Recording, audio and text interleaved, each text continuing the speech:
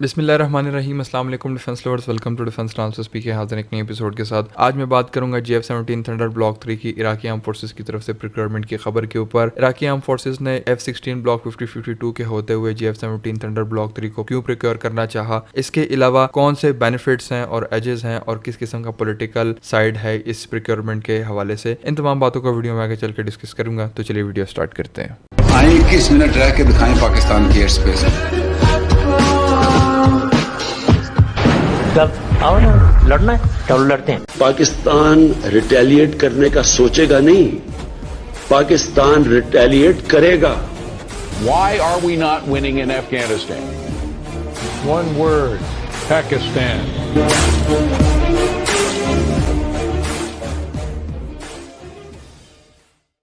तो वर्ड्स में बात कर रहा था इराकी आर्म फोर्सेस की तरफ से GF-17 थंडर ब्लॉक 3 की प्रिक्योरमेंट के ऊपर। सबसे पहले देख लेते हैं कि इराकी एयरफोर्स की इन्वेंट्री के अंदर इस वक्त कौन से अटैक एयरक्राफ्ट जो है वो मौजूद है। उनके पास मौजूद है Su-25 और सेकंड नंबर के ऊपर उनके पास मौजूद है F-16 ब्लॉक 5052। Su-25 की अगर थोड़ी सी बात कर ले तो Su-25 बेसिकली एक ऐसा एयरक्राफ्ट है जो कि बेसिकली सोवियत इरा का है। ओल्ड आउटडेटेड डिजाइन है लेकिन इस वक्त भी कारगर है। किस काम में? आप उसको एयर टू ग्राउंड रोल के लिए इस्तेमाल कर सकते हैं, क्लोज एयर सपोर्ट के लिए इस्तेमाल कर सकते हैं। ट्रुप्स को अगर आपने किसी किस्म की एयर सपोर्ट प्रोवाइड करनी है तो वो आप इससे कर सकते हैं। इसके अलावा air to ground still targets जो है उनको एलिमिनेट कर सकते हैं, क्योंकि इसके अंदर जो टेक्नोलॉजीज इस्तेमाल की गई हैं वो इतनी आउटडेटेड है कि वो इस वक्त मॉडर्न जो मूविंग टारगेट्स हैं उनको उसके लिए हिट करना थोड़ा सा मुश्किल है। तो आप कह सकते हैं कि Su-25 को स्टिल टारगेट्स के लिए इस्तेमाल किया जा सकता है, या अगर आपने किसी किस्म का बंकर बस्टर बॉम्ब फेंकना है या आपने किसी ज़मीनी टारगेट को एलिमिनेट करना है तो आप इसके लिए इस्तेमाल कर सकते हैं। एयर टू एयर रोल के लिए या एयर सुपीरियरिटी के लिए आप Su-25 को इस्तेमाल नहीं कर सकते, क्योंकि अगर आपके एडवर्सरी के पास किसी भी किस्म का अच्छा एयर टू एयर वेपन होगा, कोई भी अच्छा जहाज डेफिनेटली अगर वो इस्तेमाल कर रहा होगा, किसी भी एडवर्सरी के लिए एक इजी टारगेट होगा, क्योंकि इसके ऊपर जो वेपन्स लगाए जा सकते हैं वो इसको इतनी आप कह सकते हैं कैपेबिलिटी प्रोवाइड नहीं कर सकते कि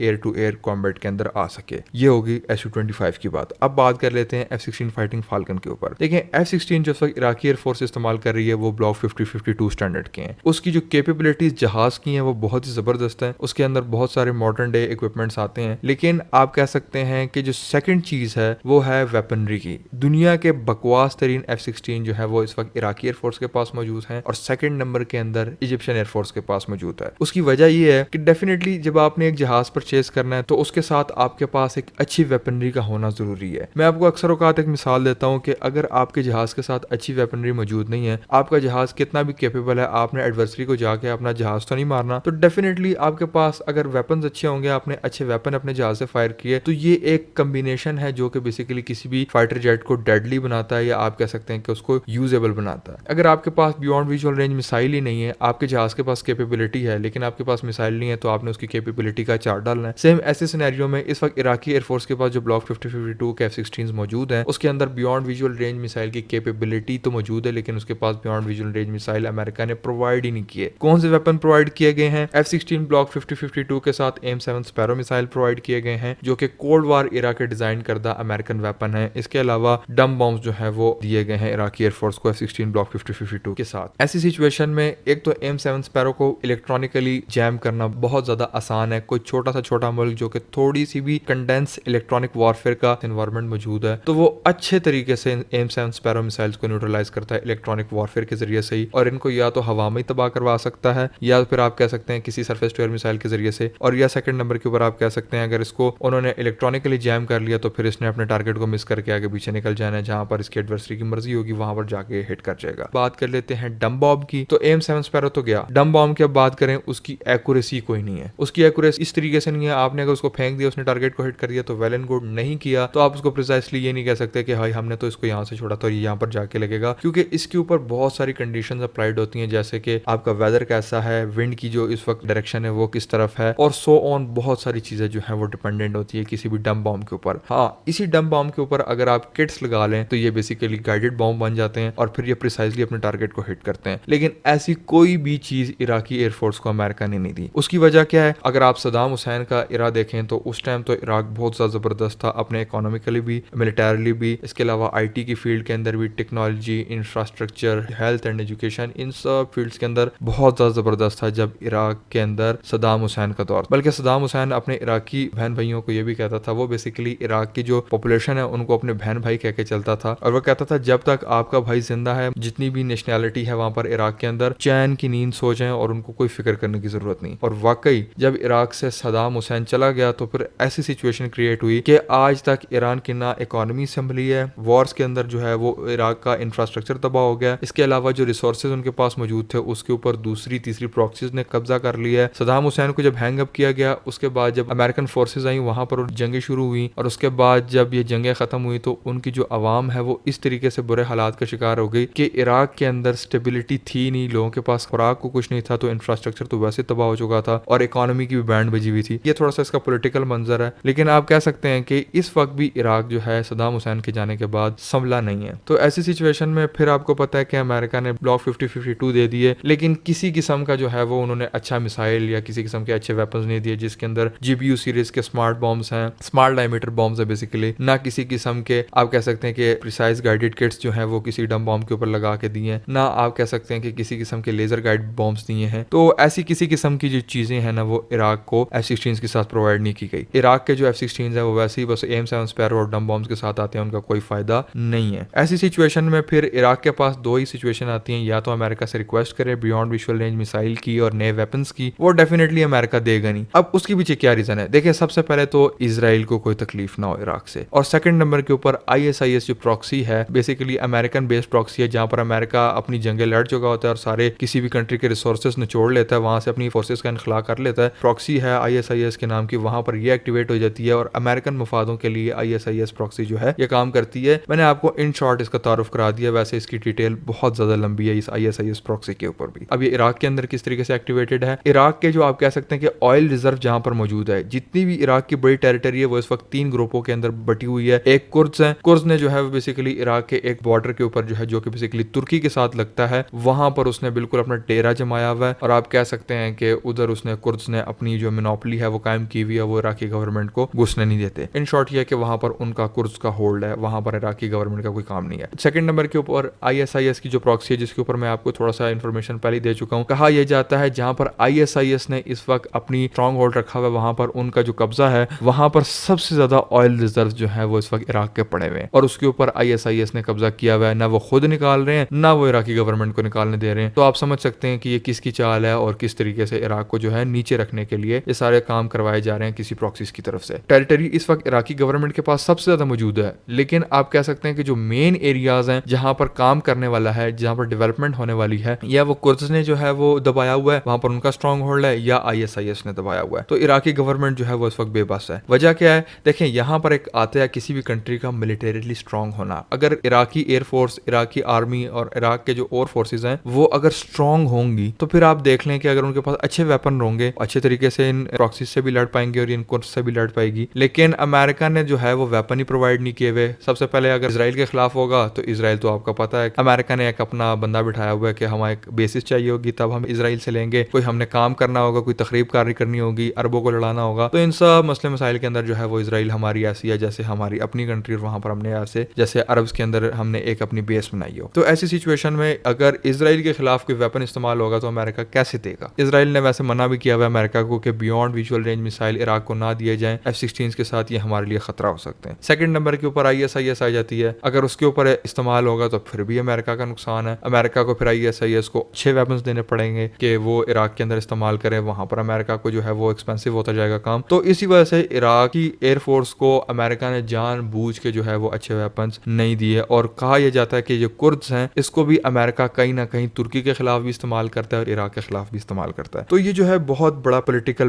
बैकग्राउंड है इस चीज का। आप कह सकते हैं कि ये कुर्द्स और ये सारी चीजें जो इराक के अंदर मौजूद हैं इसके पीछे अमेरिका ही है। अमेरिका ने अपनी फोर्सेस का इनखला कर लिया, जो सदाम हुसैन ने बचा के रखा था, जो उसने बनाया हुआ था, वो उन्होंने जंगों में तबाह कर दिया। इकॉनमी वैसे इराक की तबाह है। तो आप कह सकते हैं कि जो बकाया कुछ रह गया है इराक को, अगर आगे जाना है उसके अंदर कुछ उसने अपनी डेवलपमेंट करनी है, तेल के रिजर्व है उनके पास जो भी है, उसके ऊपर उन्होंने प्रॉक्सी बिठा के रख दिया अमेरिका ने। खैर, ये पॉलिटिकल बैकग्राउंड हो गया। अब आ जाते हैं जी लास्ट ऑप्शंस के पास कि इराक ने JF-17 थंडर या दूसरे कंपैटिटर्स को एवेल्युएट क्यों किया। दो ऑप्शंस थी, मैंने आपको बताया था, या तो अमेरिका लेटेस्ट हथियार देते हैं जो कि अमेरिका देगा नहीं, जिसका पस मंजर मैं आपको सारा पहले बता चुका हूँ। फिर सेकंड नंबर के ऊपर आता है इराक के पास ऑप्शन कि वो कोई नया प्लेटफॉर्म एवेल्युएट करे और उसको कंडक्ट करे। अब यहाँ पर आती है इराकी एयरफोर्स की वैल्यूएशन। इराकी एयरफोर्स ने वेस्टर्न प्लेटफॉर्म एवेल्युएट किए जिसके अंदर अंदर यूरोफाइटर टाइफून आया है, जिसके अंदर रफाल आया है। इसके बाद जो है वो उन्होंने आई बिलीव कि शायद कोई रशियन प्लेटफॉर्म भी इवेल्युएट किए हैं, चाइनीज प्लेटफॉर्म भी इवेल्युएट किए हैं, जिसके अंदर JF-17 थंडर ब्लॉक 3 इनको ओवर किया गया चाइना की तरफ से भी और पाकिस्तान की तरफ से भी। अब पाकिस्तान के साथ जो है डील करने में क्या फायदा है और रफाल को क्यों जो है वो निगलेक्ट किया गया, या आप कह सकते हैं कि इस डील से क्यों खत्म किया है। देखें, रफाल के अंदर जो है वो 3 केसेस हैं। अगर फ्रांस रफाल प्रोवाइड करा देता है इराक को, लेकिन जब वो वेपन देने की बात आएगी ना, तो उसके अंदर जो है वो फ्रांस हिचकिचाएगा, क्योंकि अमेरिकन प्रेशर आएगा फ्रांस के ऊपर। इजराइल के लिए अगर कोई खतरा बनेगा तो अमेरिका जो है वो डायरेक्टली प्रेशराइज करेगा किसी भी कंट्री को। अगर वो कंट्री अमेरिका के इन्फ्लुएंस में आती है और अमेरिका उसको प्रेशराइज करने में कामयाब हो जाता है, तो फिर डेफिनेटली फिर प्लेटफॉर्म चेंज करने का फायदा क्या है। फिर अमेरिकन F-16 ही ठीक है, अगर उसके साथ अच्छे वेपन्स नहीं मिल पाते नए प्लेटफॉर्म के साथ। तो यहाँ पर इराक ने अच्छे तरीके से मूव लिया है। अब देखें, ये JF-17 थंडर है, ये चाइना और पाकिस्तान का कोलैबोरेटिवली बनाया गया फाइटर जेट है। इन केस अगर पाकिस्तान के ऊपर भी किसी किस्म का अमेरिकन इन्फ्लुएंस आता है या प्रेशर आता है, तो इराक अच्छे तरीके से मनूवर्स करेगा और वो जाएगा चाइना के पास और चाइना से जो है वो वेपनरी भी ले आएगा। और अगर पाकिस्तान की तरफ से किसी किस्म की हिचकिचाहट आती भी है फ्यूचर के अंदर, अवल तो आएगी नहीं, तो ऐसी सिचुएशन में इराक के पास बैकअप प्लान मौजूद है JF-17 थंडर ब्लॉक 3 की शक्ल में। उसके अंदर जो है वो चाइना के पास जाके उससे वो कुछ भी ले सकता है, क्योंकि चाइना जो है वो अमेरिका को अपने बिजनेस के अंदर इंटरफेयर और इंटरवीन करने देता नहीं है। अच्छी वेपनरी है, अच्छा इलेक्ट्रॉनिक वॉरफेयर सूट मौजूद है JF-17 थंडर ब्लॉक 3 के अंदर। ऐसा रडार मौजूद है, बियॉन्ड विजुअल रेंज मिसाइल बहुत अच्छी खासी वास्ट रेंज के अंदर है। PL-12 और PL-15 दो किस्म के हैं जो आप लेना चाहें। फिर इसके बाद इसके अंदर मौजूद है हाई ऑफ बोरसाइट मिसाइल जो शॉर्ट रेंज मिसाइल है, PL-10 वो मौजूद है, PL-5, PL-7, PL-8 इस तरह की मिसाइलें भी मौजूद है शॉर्ट रेंज के लिए, जो इराक को सूटेबल लगती है वो ले सकता है। एंटी शिप रोल के लिए आप इसको इस्तेमाल कर सकते हैं।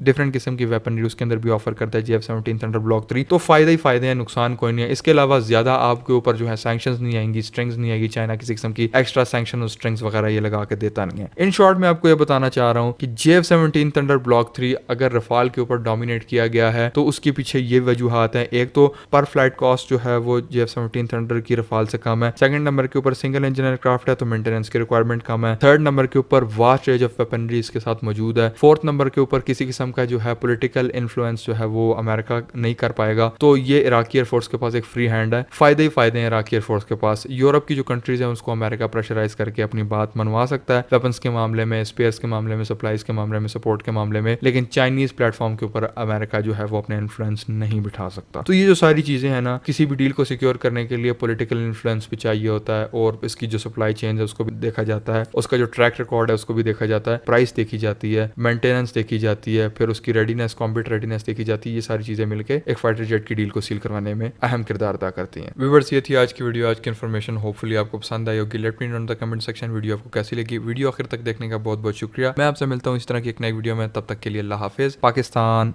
जिंदाबाद।